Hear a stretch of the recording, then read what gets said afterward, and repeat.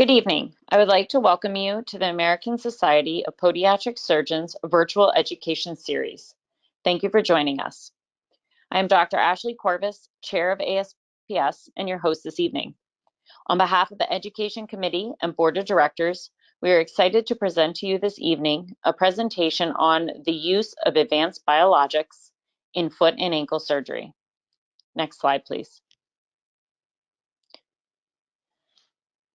This live activity and online version are accredited by the American Society of Podiatric Surgeons. ASPS is approved by the Council on Podiatric Medical Education as a provider of continuing education in podiatric medicine. ASPS has approved this activity for a maximum of 1 continuing education contact hour. All webinar attendees, including ASPS members and non-members, have a login and profile on our new website, aspsmembers.org. Please access your profile to complete all surveys and download your certificates. Please note, to receive 1 hour of credit, we need you to stay online with us tonight for 60 minutes, 1 full hour. You must be logged in on a laptop, tablet, or phone using a web browser or GoToMeeting app, and must be able to view the slides to receive credit. Participating by dialing the phone number only does not qualify for credit. Next slide, please. If you have questions or comments, please use the questions area located in your side control panel. We'll have a short Q&A session after the presentation. We invite you to stay for the duration of the Q&A. However, once you have been online for 60 minutes, you do not need to stay for the full duration if your questions or comments have been answered. Thank you again for joining us this evening. Next slide, please. I have the distinct pleasure of introducing tonight's presenters, Dr. Jeffrey McAllister and Dr. David Yeager. Dr. McAllister is a board certified by ABFAS and specializes in advanced foot and ankle reconstruction in Scottsdale and Phoenix, Arizona. Dr. McAllister is honored to be one of only a few podiatric surgeons in the United States that has completed a 12-month surgical fellowship at the prestigious Orthopedic Foot and Ankle Center in Columbus, Ohio. Dr. Yeager is board certified by ABFAS and practices at Morrison Community Hospital Family Care Clinic in Morrison, Illinois. He is the education chair for ASPS and past president of the Illinois Podiatric Medical Association. Welcome, Dr. McAllister and Dr. Yeager. We look forward to learning from you this evening. Distinct pleasure being with you this evening, and Happy New Year. I know this is our first one of this year, and really appreciate all the sincere gratitude and well-wishing and all the great comments that we got last year regarding our webinars, and this is the first of many this year. It's exciting, and what we've got going on is really, really innovative, and really just appreciate your attendance this evening. And I see that Dr. McAllister is on. He got done with doing that toenail procedure, right, Dr. McAllister? 11750, all done. Okay, appreciate that, thanks. And so, without further ado, I think that we can just jump in. Dr. McAllister and I have presented before together, and really this topic this evening is not something new, but I think the technology is really coming to the forefront in terms of what we need to do and what are some of the advantages that our patients, and we can give our patients to enable them to heal faster. The big thing now, especially with insurance companies, is how does it turn out? What are we going to do? Are patients satisfied, etc.? And really, with some of these bone grafting techniques and some of the products out there in the market nowadays, the advantages are stacking against us, because now, are stacking for us, excuse me. We've got these patients that, number one, they all lie. Number two, they lie about smoking. I think it's a standard thing on the back of a pack of cigarettes to say, if your doctor asks you how many cigarettes you smoke, what do you say? I say, they always say 3 to me. I don't know why. Okay. When you open the door and that wafting cigarette smell comes out of there, it's a wonderful smell. So, and then we've got diabetes, we've got obesity, we've got all these things that, as foot and ankle surgeons, that are stacked against us. That really, unfortunately, that we have in our armament surgically that we can use to kind of get through in here. So next slide, please. So without commercial support from NanoBone and the Podiatry Foundation and Infuse, we wouldn't be able to provide this free of charge to you. We also, ASPS is interesting, and later on, we're offering a complication/wound care course April 9th and 10th that is 16 free, that's free, F-R-E-E, CMEs. And so please go aspsmembers.org and see how you can sign up for that. We already have about 500 people signed up right now, and love for each and every one of you that are on this call and this webinar to sign up and get involved. So next slide, please. So disclosure, I'm a consultant for Crossroads and Envision Speaker Bureau, and Dr. McAllister is a consultant for Artoss as well. Next slide. So what are we going to talk about tonight? Okay, some of the clinical indications from bone grafting. Not every procedure that we're talking about is going to indicate a need a bone graft, right? When Dr. McAllister and I were thinking about putting this together, we thought, hey, let's talk about some of the bone history, so to speak, of bone grafting. We always hear about the cutting edge stuff, which we'll talk about tonight, which is great information. But really, we want to talk about some of the historical perspective, where we were, some of the innovators, some of the inventions, some of the people that actually really, without our historical perspective and looking back at the history, we wouldn't be able to proceed to the future. So it's really, really cool in terms of some of the ideas that came about, and some of them are kind of crude and rudimentary, but others are just actually out of the box phenomenal.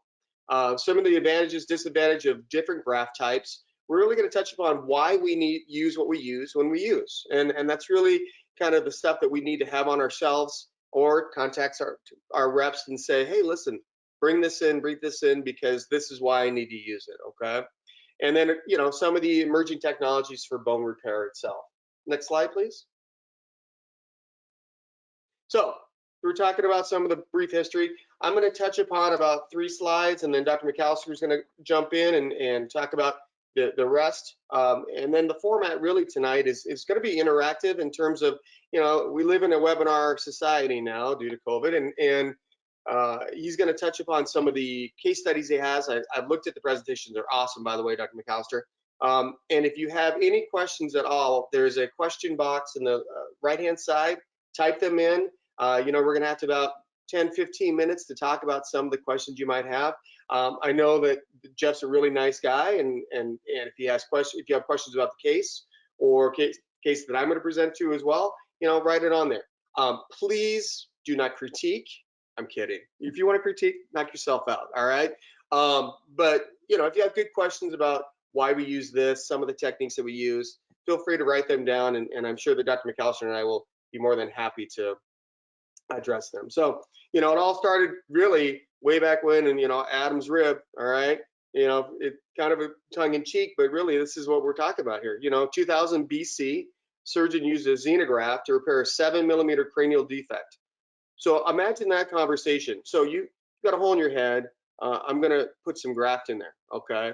The patient lived, at least that's what was documented, and bony incorporation of the graft. All right. So, they obviously didn't have X-rays back then, but, they probably saw and visualized it as it progressed and incorporated itself. The Egyptians, besides the pyramids and being technologically advanced, used gold implants beginning around 500 BC.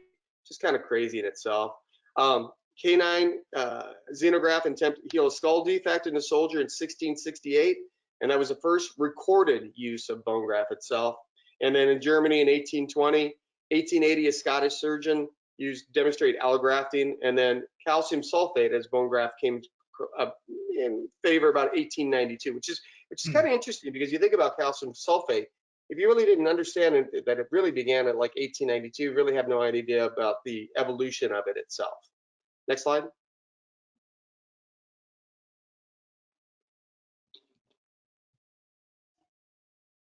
So Osteotech, and let's talk about some of the different specific products. This was the first, Grafton was the first DBM in 1991. So I guess from 1800s to 1991, there was nothing that was actually able to come out, I guess. The first hydroxyapatite synthetics commercialized in 1994, Proston and Collograft.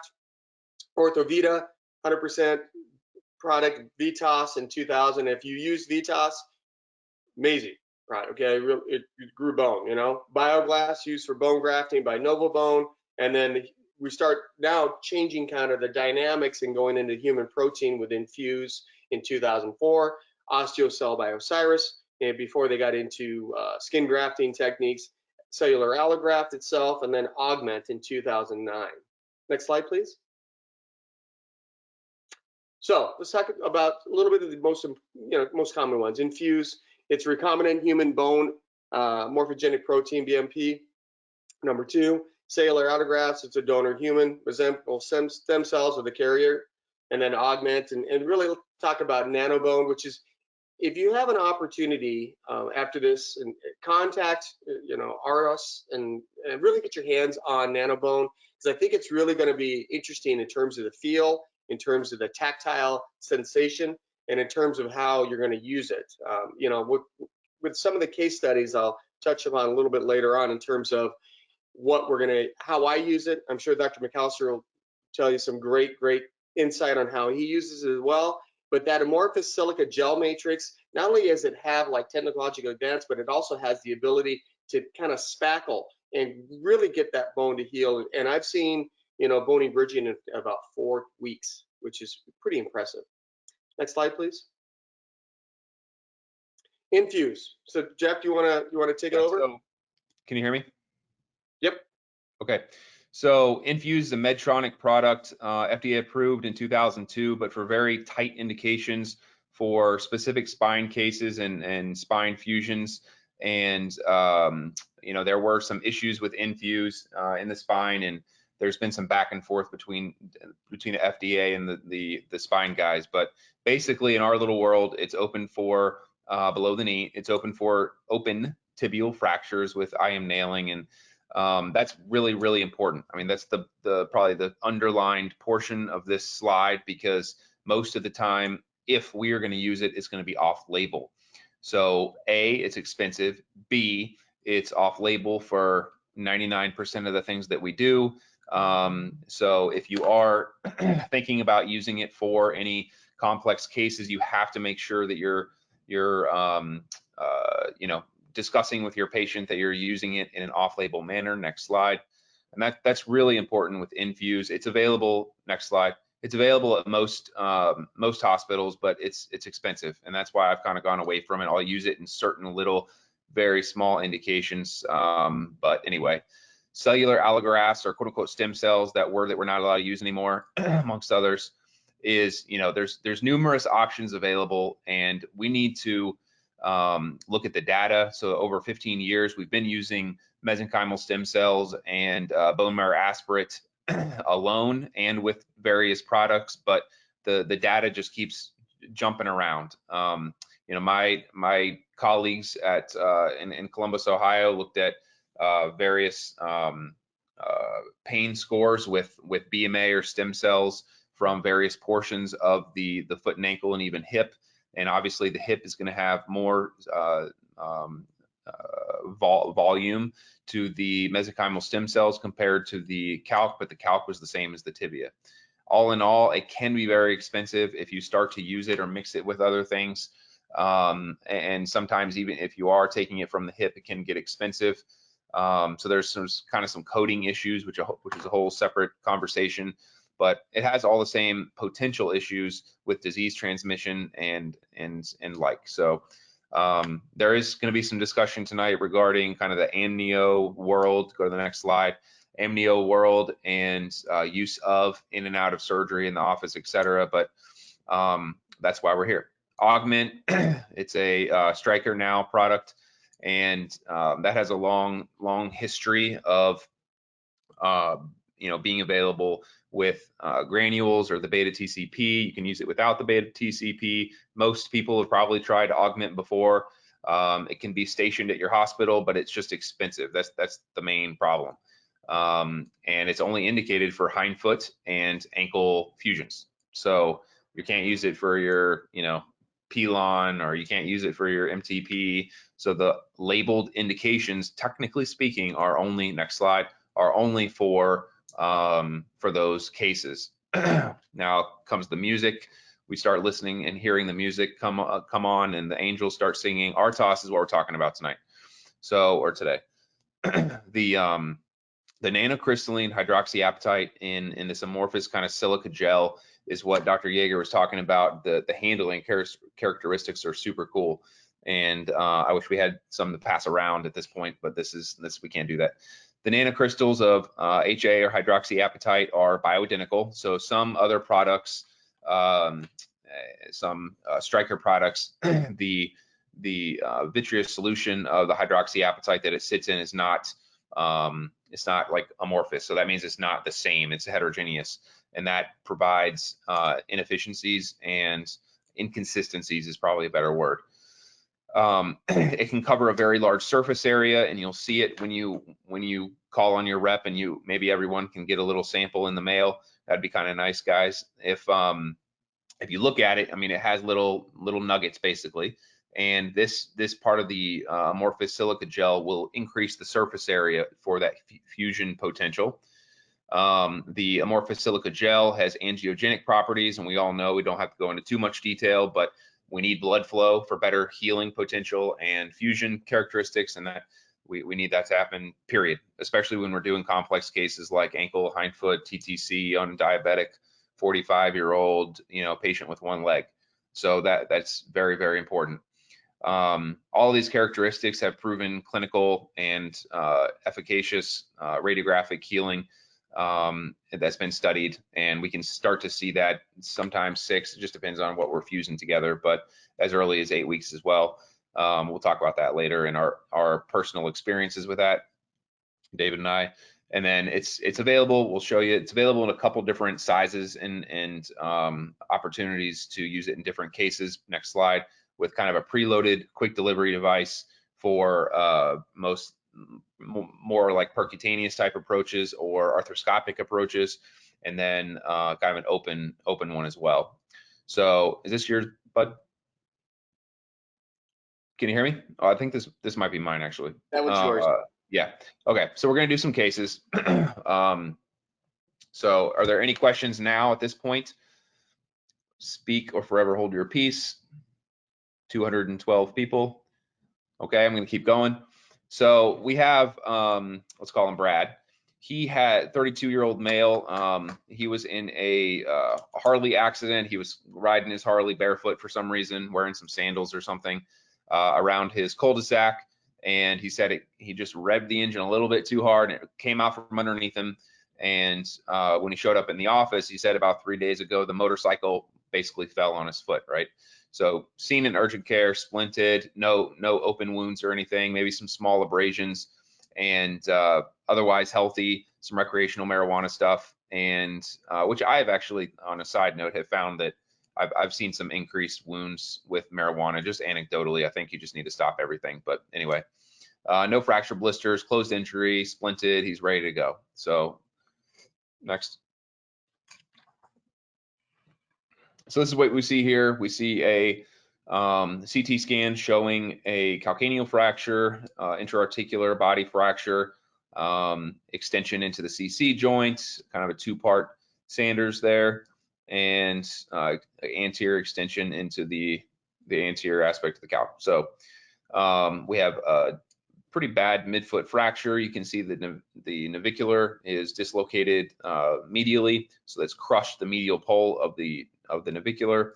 And so I'm thinking kind of from a surgical planning standpoint, I'm thinking either X-fix, I'm thinking get the medial column out to length, because that's super important here. We're probably going to be doing some kind of grafting. The navicular pole, we know the navicular has poor blood supply anyway, so let's try to lengthen the medial column and stabilize that area, and trying to discuss like ORAF versus fusion is a good idea. Next slide.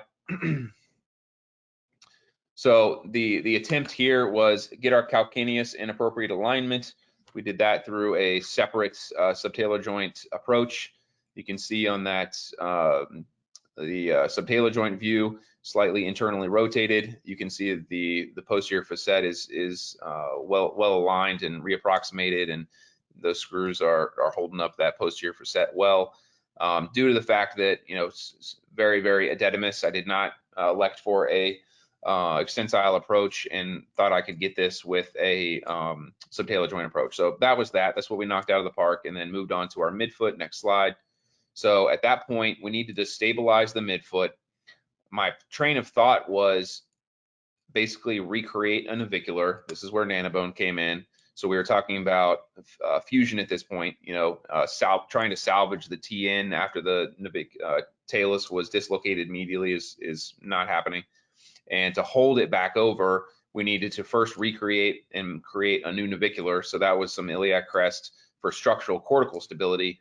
But after, you know, denuding the talar cartilage from the head and on the lateral aspect, as well as the lateral aspect of the navicular pole, I did see that the distal aspect of the navicular, the NC joint, was stable. So we decided not to fuse that, and try to maintain some salvage of a midfoot. But the key here is to get it out to length, neutralization, stabilization of the dorsal aspect of the TN joint. And then we use NanoBone 2.5 cc's in the TN to help that heal, recreate the navicular, and stabilize it. So that was a pretty successful case. He went on to heal very quickly. 8 to 10 weeks, he was starting to see full resolution. He was back into a shoe very quickly, more than most NC TN joint dislocation and recreation of the medial arch. So this is probably one of my first cases, to be honest with you. And I said, okay, I'll give it a try. So then I just kept on and haven't stopped. So next case. There you go. So reduced edema, go back, sorry. So you can see here, this is him fully weight bearing, fully healed, stable. Last I saw him, he's in a shoe, jumping around, probably on a bike again. And we did not utilize any bone stimulator or any other fancy juice. We did not use any BMA during this case, or any other amniotic, whatever. That did not happen. So he healed well, despite the marijuana. Next. This is a 68-year-old female, left ankle pain, mild flat foot, even though we can't use that word anymore, and just basically failed conservative treatment. So at this point, you can see her past medical history: non-smoker. She loves to swim and walk. Barney the dog. Next. Linda had exquisite pain on the medial arch in first MTP. So to this, I mean, she's mildly obese. You can see on the sesamoid axial view that the sesamoids are displaced and arthritic at the tibial sesamoid position over 5. That to me is usually an indication for first MTP fusion, especially in a 68-year-old.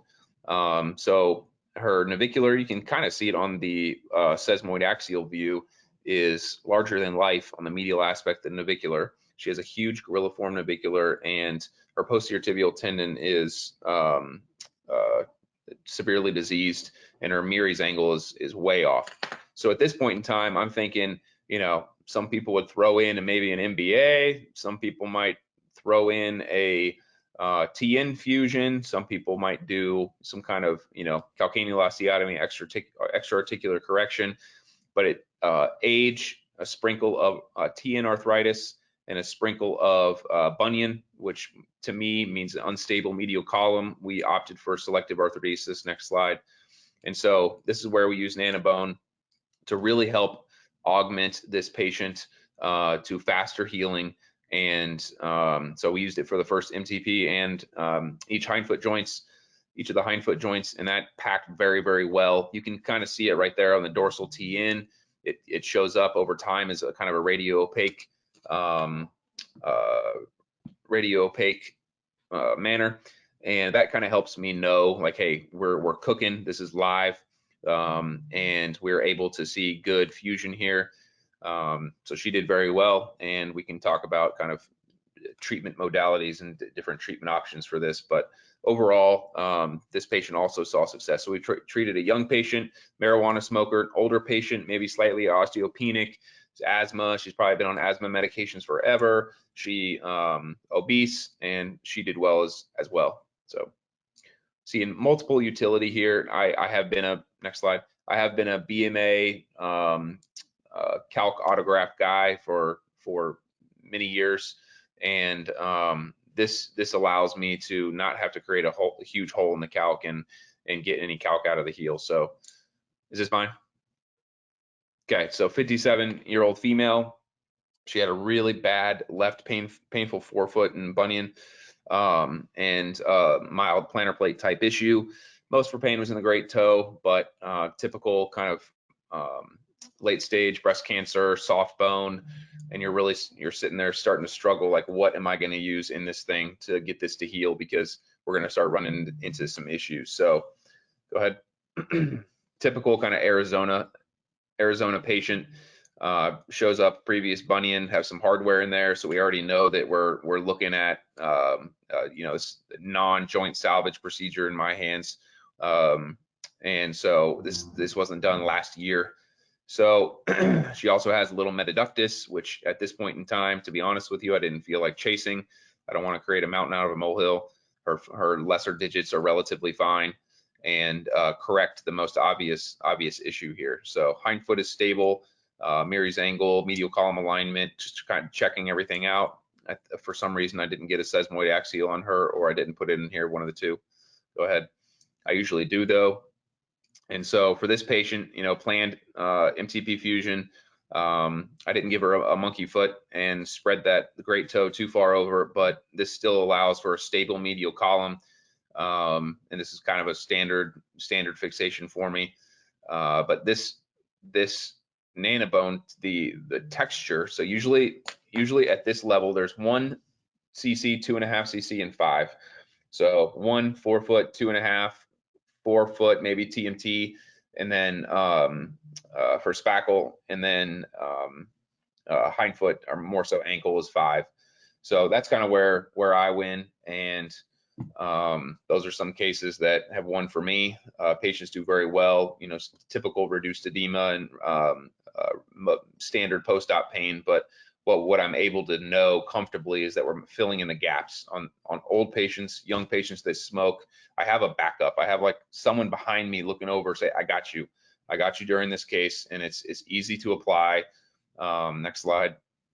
It's easy to apply. I do make. Hey Jeff, sorry to bother you. Okay, so Please. going back to that previous slide, I'm sorry.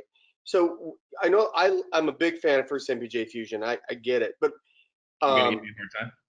No. No. I just want to know. I mean, Yeah. because looking at that, and I'm being honest with you, I probably might look down on Lapidus, but was the joint crappy? I mean, I don't know. I mean, this is why we do this stuff, so we can all learn. When I talk to people, I guess I think more reproducible. I'd say, you know what, you're 68, you're 70 something, you're going to be able to do everything you want to do. She's not like running. You're going to be everything. You're going to be everything. You're going to do everything that you want to do with the first MTP fusion, and we're never going to have to talk about this again. So I don't try to do a little recut thing and a little I want to be like reproducible and just one and done. Yeah, I don't do that. I don't do that on a 20-year-old with a bunion, but it's unless they have CP or something. But this it has it's just reproducible, and I'd be interested to see what everyone thought about what they would do for that particular case, or with the metaductus. I mean, I don't know. Yeah, thanks. It's the next one, mine. Yep. So 48-year-old female, great toe pain, painful shoe gear, a couple years, so just ready for a 4-foot reconstruction. Not too big in terms of BMI, non-smoker, again, a standard, next slide, standard Phoenician, looking at first MTP pain. So here, there you go, this is your TMT, I think. So I do a lot of TMT fusions. I kind of just do MTP or TMT, and every now and then I'll skip into the MIS world. But again, this sesamoid view tells me that I kind of grade this as a stage 2, and she has a tibial sesamoid of 5-ish, and the sesamoid joint, if you will, the MSP, metatarsal sesamoid, or MSJ, metatarsal sesamoid joint, is where it should be, about 2 millimeters or so. So if I can mobilize that first MTP, we're getting a little off topic, but if I can mobilize that first MTP and almost like in office kind of swing them under the Met, then I know that, you know, we're going to be able to keep it there. And sometimes with these rounded metatarsal heads, it's, as you know, it's very difficult to maintain the met-sesamoid alignment. And so with her, I said 48 standard bunion. Everybody sees this on a daily basis. The kind of other discussion would be more so, you know, do I fix the mild increased Meary's angle? Do I need to do a little calc slide? You know, looking at her lateral view, it looks pretty darn perfect. I don't think I'm going to run and jump and do that anything, but I think it's definitely an important part of the conversation, and getting up and walking these patients and stuff is really, you guys are texting a lot, is this very important to, next slide, it's very important to evaluate these patients and move from there. So here we did a first TMT fusion, realignment of sesamoids, and put a little rongeur between the intercuneiform joint. I usually do a little spot welding with some NanoBone between the first TMT and second TMT, kind of old school Lapidus style, trying to get that to heal over to the lateral or central columns, I mean. So yes, I use NanoBone, especially on more so like the plantar and plantar lateral aspect of the TMT when we're fusing these, and I'll put a little bit into the IC. But again, this is just another kind of daily use of NanoBone that allows me to kind of sleep at night and get through and know that I have some backup with good biology. So kind of taking it from, I think that was my last one, taking it from kind of most complex weird case with some missing bone, let's pack some bone in. You don't have a tool there to go and get some autograft stuff from the tibia. It's, you know, in the middle of the night. Actually, it was the middle of the night, and you need to play and move on. And that's kind of what this allows me to do. And then I just got used to it, or have been used to it, and meaning that I like it. And we'll talk about it more, but the material is super easy to use. It doesn't get too slurry. It doesn't wash out. It stays where it's supposed to be. All these kind of basic things that we always ask for in our graft material. I'm not worried about, you know, when you do your little flushy deal after your bunion and try to get the little metal shavings out or whatever. I don't know really why we wash it out, but it's another thing I need to study. It doesn't flush out. You know what I mean? It stays with that silica gel, and which is kind of nice, even if you put in a little BMA with it. So next. So that's pretty much, okay, there you go. That's pretty much it, Dave. It's your turn, buddy. Yeah, thanks, Jeff. I appreciate that. And once again, if you guys have any questions or anything, please type them in the question box on the lower right-hand side. And we'll be able to have some time a little bit later on if you have any questions. Thanks, Dr. McAllister. Really appreciate it. Awesome stuff. Doing great things. And you know, you hit it right on the head in terms of what you want with these bone grafts. You know, it's like, we want to be able to use it. So many times that, you know, I've used grafts in the past, and patient comes in and it's, you know, 2-3 weeks, and, you know, the sutures are dehisced. You get a little squeeze test and you got this white stuff coming out, right? And the patient's watching it and they're like, and you're like, oh crap, right? So we really want to use something that's going to be, you know, absorbed by the body, as long as we're doing good joint prep, you know, and that's a various, you know, ways that people are doing out there, whether you're doing fish scaling. You know, I'll do like a 2-0 drill bit, prepare the site itself.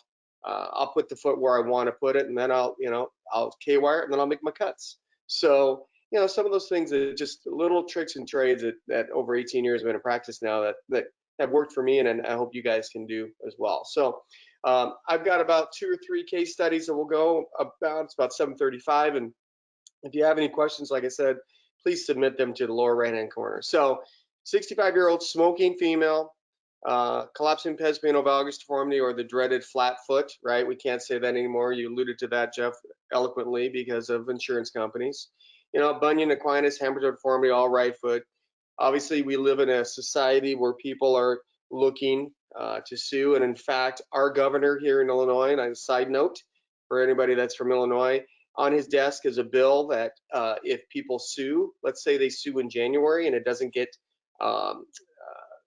done or finished until the following January, for those 12 months, interest accrues on that lawsuit. Welcome to Illinois. So there goes a bunch of people that are just going to Iowa, going to Wisconsin, going to Indiana. Don't come to So, Arizona. yeah, so that's the reality of the situation. So call Pritzker, talk to him about COVID, talking about open Illinois, and also talking about that lawsuit case. So anyway, so second opinion, I get a lot of these as well. She's said she's tired of monkeying around and opt for surgical correction. So next slide, please. You can see pretty basic, but the TN joint just screams, right? This is a patient that I did previously on the left side, a salvage procedure from a previous surgeon, which I can't understand why people go back to the other surgeon and they end up coming back. I don't know. So you can see here that the TN joint is garbage. That's where her pain is, right there. No other real, besides a little bit of Aquinas, a little bit of a bunion itself, hammer toes, but nothing too crazy. The TN joint was really where she was having the most pain, and then the bunion was kind of the side note. Next slide.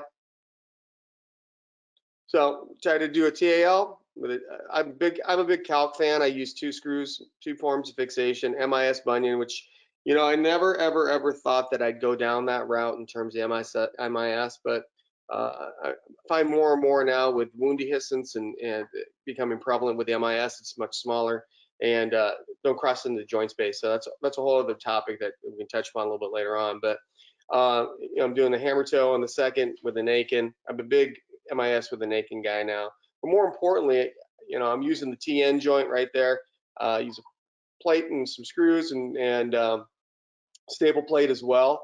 And I'm weight bearing these people in about 4 weeks in a boot for the simple reason that people want to get back to work, surprisingly, and utilizing that joint structure and utilizing the NanoBone and other bone grafting things, if whatever you want to do, but NanoBone's pretty much my go-to. Has just really kind of stacked the cards in my favor. It's a immediate post-op. Next slide. So you can see here weight bearing, and you can see the consolidation. And this is at 4 weeks, you guys. Okay, increase of the medial column looks much better, and the patient's much happier now. Okay, and the overall appearance of the foot. People maybe don't understand the whole biomechanical issue behind it, but really what they see is what they really like. And so we can get caught up on the whole structure and what we should do and cookbook stuff like that. But really what they're looking at is when they look down, they want to see rectus foot that things are corrected the way they should be. Next slide. Hey Dave, did you Yeah. put that into your like little MIS incision, your little 1 centimeter incision for that? Yeah, I did. Yeah. Yep. You go medial. Yeah. And there's multitude of ones out there right now in the market too, but whatever one works best for you. But yeah, MIS is coming, and I think that's a smooth transition for these bone grafting companies if MIS comes out in the hindfoot, and it's already coming out. And there's several guys that are doing it. It's a perfect application to make sure that we're getting the fusion because we can't see it, right? We're doing these TN joint fusion. We got these incisions. It's right there. We can't miss it. And so we're kind of relying on anything that we can. Bony apposition for fusion, good anatomical reduction or placement. And if we can throw some bone graft in there to get them fused faster, then they're walking faster, less likelihood of wound dehiscence. We're all happy. Next slide. Case study 2. So you can see that I work in a kind of a blue collar environment, and if they pretty much everybody smokes. If they don't smoke, they're with a secondhand smoker, right? And that's another person that always gets blamed too, is right. So I live in a house with secondhand smoke, right? Right. So Cincinnati Hardware, 2 previous outside institutions. This gentleman presented an oxygen, totally non-compliant with 2 previous surgeries. He requested the hardware to talk to other 2 surgeons and his attorney, right? Most of us would say, okay, I'm gonna run out of the door, right? Okay. But this guy, first of all, he was a quest. All right. We all have those patients. Second of all, it was a guy that I was like, you know what? He's a nice guy, yeah, albeit he's kind of disgruntled. Do I think that he's going to talk to his attorney about me? Maybe, I don't know. But a side note, his attorney was my divorce attorney, so we're gonna have a conversation. It might be for free. You never know. All right.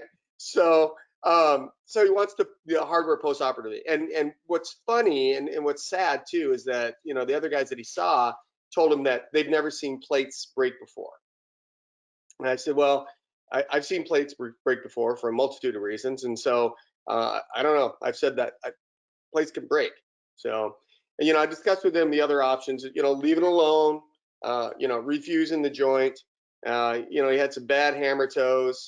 And so, you know, really, I just was open and honest with him. I said, this could fail again. This is number 3. Okay. So I'm thinking to myself, basically the odds are stacked against me in terms of success. Right. So I ended up saying, you know what, you want to do this? And I said, Bill, you know, with your smoking, with your oxygen, with your bad protoplasm, I can't promise you where we're going to go on this. And he said, okay, well, let's do it. I'm like, all right, all right.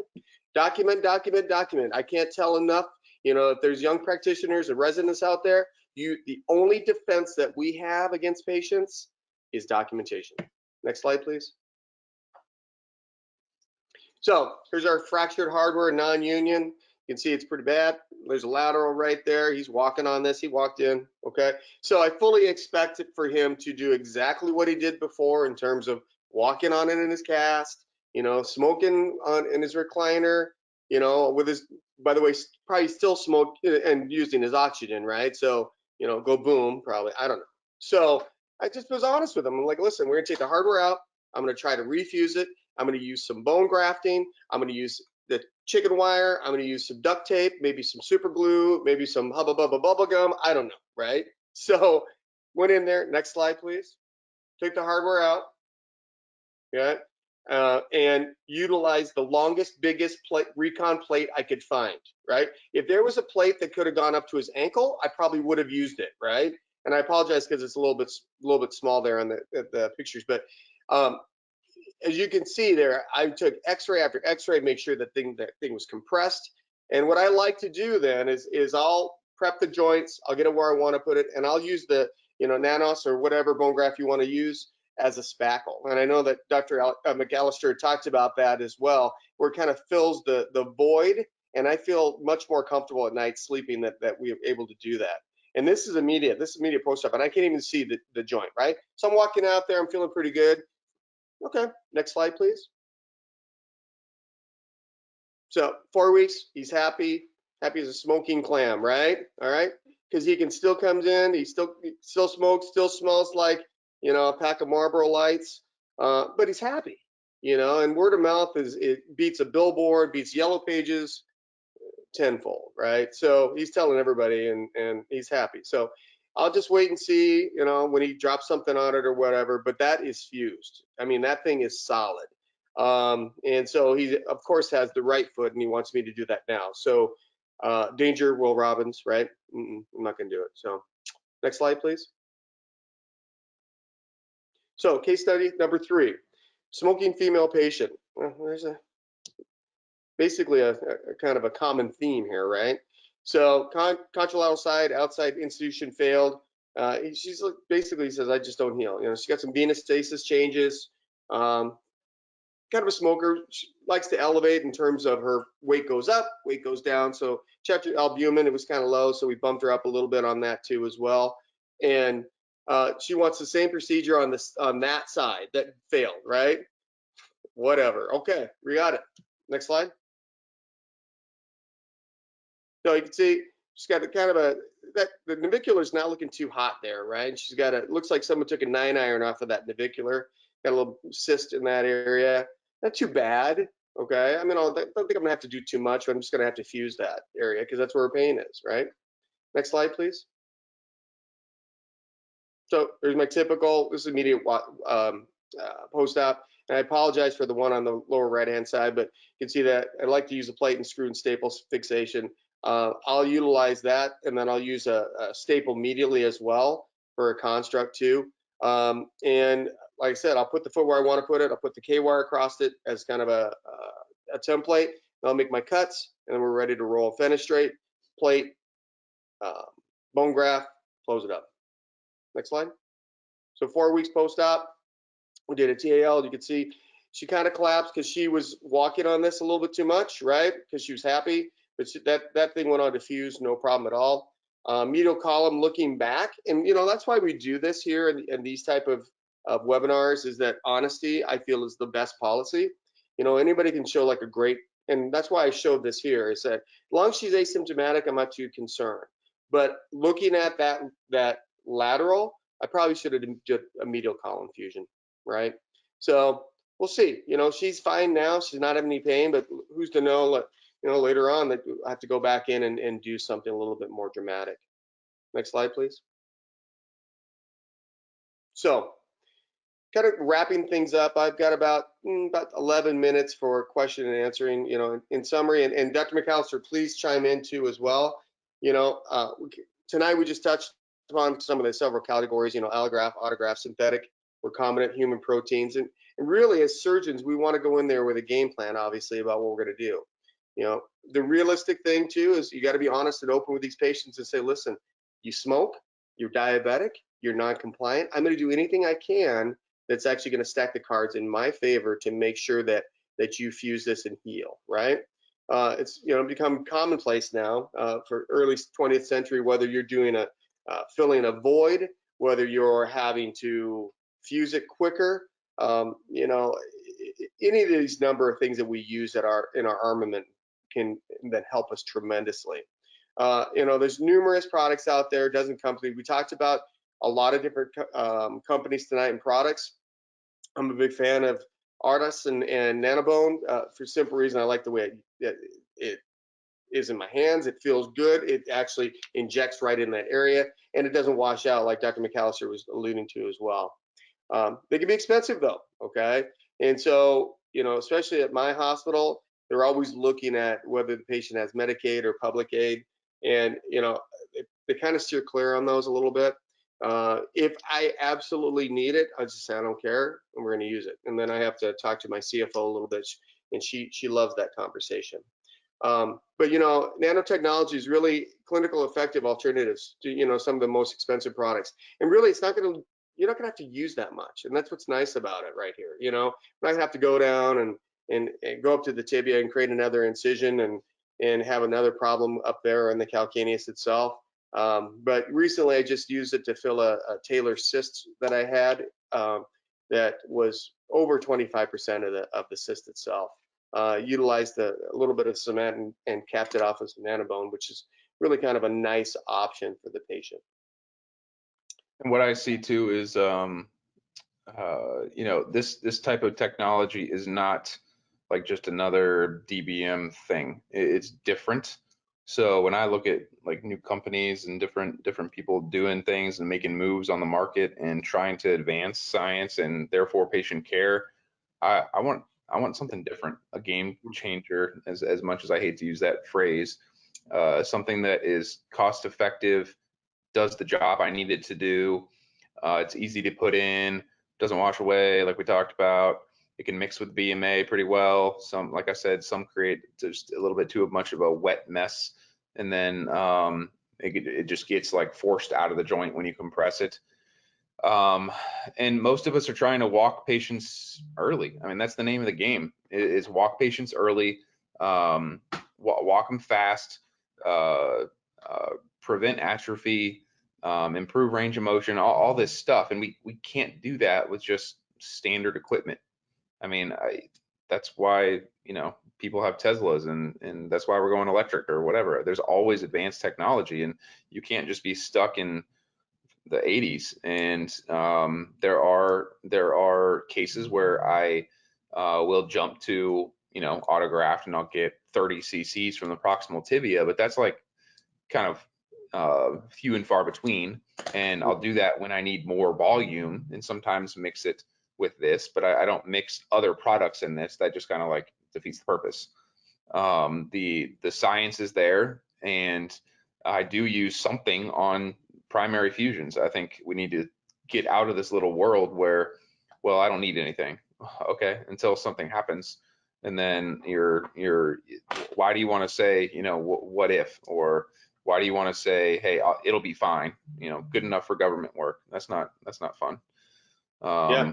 So give it your best shot while you're in there. And this is one of those ways to help, you know, that MTP fusion. What if it's not, we're not doing kind of in block resections, and most people aren't doing in block resections anymore. We're using the cup and cone reamers. Well, if there's any kind of gappage, which you can't really see because you're at the top of the foot and it's on the bottom, well, that's why, you know, I put it in even into like metsesmoid joint. I'll kind of take that down a little bit too. So no one's perfect. You're not going to be able to get it perfectly aligned, and I don't care how good you are. So this allows you to have a, you know, safety belt on. And yeah, you raised a great point there, Jeff. You know, and it's interesting you mentioned, because you know we've got what 225 people on all across the United States, and it's, you know, based upon your scope of practice, you might not be able to go up to the tibia or wherever where you need to gain True. some of the access. That's You know, true. and so why not utilize something that's much easier Faster. and, you know, yeah, and faster. Exactly. And so, you know, it doesn't create more pain. I mean, how many times have we done, you know, got bone graft from the hip, and nothing is more painful than the hip graft, right? Yep.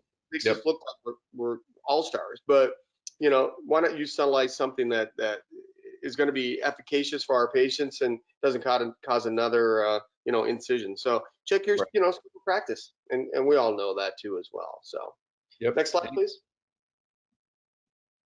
So this is just my family. This is a gratuitous plug. Um, that is my future fiance. There's my two kids. Obviously, Jacqueline when she was younger, and then Josephine and Jacqueline at a dance. And then the lady in the lower hat. I know this is boring for you guys, but the lower lady in the lower left-hand corner. I put this picture up and I showed it to her, and she goes, "Who's that?" She invented NanoBone. Artoss. You did not. No, she's my mom. Oh. So I'm like, damn, Jenny, that's a nice coiffed do you got there. So you know, I always try to include my family in these presentations, and you know, it's nice. So it's always a pleasure, Dr. McAllister, to Yeah, man. discuss good things with you. You too. You're on the cutting edge, my friend, and I'm going to Good. turn it over to Dr. Corvus. We're going to talk about Q&A and wrap it up this evening. Well, thank you, Dr. McAllister and Dr. Yeager, for a fantastic presentation. I'm sure our attendees learned a lot, and we appreciate you taking out time from your evenings to educate us. Thank you, everyone who has attended as well. As a reminder, if you have any questions or comments, please use the questions area located in your side control panel. We do invite you to stay for the duration of the Q&A. However, once you've been online for 60 minutes, you do not need to stay for the full duration if your questions or comments have been answered. Next slide, please. We would like to invite everyone to join us for our 2-day foot and ankle surgical complications and wound management course on April 9th and 10th. There will be 16 continuing education contact hours. These are complimentary for all podiatrists and podiatry students. So you can register at our on our website, aspsmembers.org. And you'll find it on there. So we welcome you all to join us. I think it's going to be a fantastic 2 days of learning. I know I'm really looking forward to it. So save that date, go on the website and sign up. Dr. Corvus, I hate to interrupt you, but No, go ahead. Could you say how many hundreds of dollars those CME contact hours are? For how much it costs our It's our hundreds attendees? of dollars, right? Yeah. How much is that? How much is the 16 free CME? Oh, free. They're free. They are They're free. right? They are free. So you don't have to pay a cent. You will get your 60. If you stay on for all 16 hours, you will get 16 credits. So they're free. I'm the course chairman for this, you guys, and love to see you all there. You know, sign up early and often. You know, it's going to be one of those things where this is the first time we're going to do it online because we live in a virtual world now. But we're excited for that because I think that it's going to be able to give an opportunity for us to all gain knowledge in the luxury of our kitchens, our clinics, our OR suites there, Dr. McAllister, and really invite all of you to really attend because I think it's going to be awesome, and it's free, 16 credits. You know, ASPS is all about education and surgical education, and we're not about, you know, the almighty dollar, albeit, you know, we do appreciate it, but really education really advances our profession, and educating one of us advances all of us. And so really we need to make sure that you get as much as you can, and I really invite you again to sign up, please. Nice. Thank you. Thanks for that plug. Sure. So next slide, please. We'll get started on our question and answer session in tonight's program. So the first question, what kind of structural bone graft was used on the revision first MPJ fusion? I think that was your case, Dr. Yeager, if I recall. That was right. I'm sorry, could you repeat the question? Sure. What kind of structural bone graft was used on the revision first MPJ fusion? There wasn't any. Okay, that's what I was thinking. So you just strictly use NanoBone, correct? Correct. Great. Another question. When do you decide, and this is for both of you, when do you decide to mix with BMA? Pretty much every time. Yeah. I mean, it just depends on the patient, but if I can combine that with my bone graft, knock yourself out. I think it's a win-win.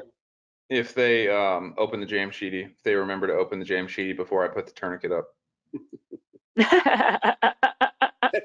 Yeah, that's a great answer. I mean, that's like honest. I love it. That's great. Yep. Yeah. That's nice. Your OR can find your jam sheeties. I feel like it's the thing they can never find in my OR. Third shelf ever. down I'm like, on the left I side ask of the for it hallway. every time. Every time.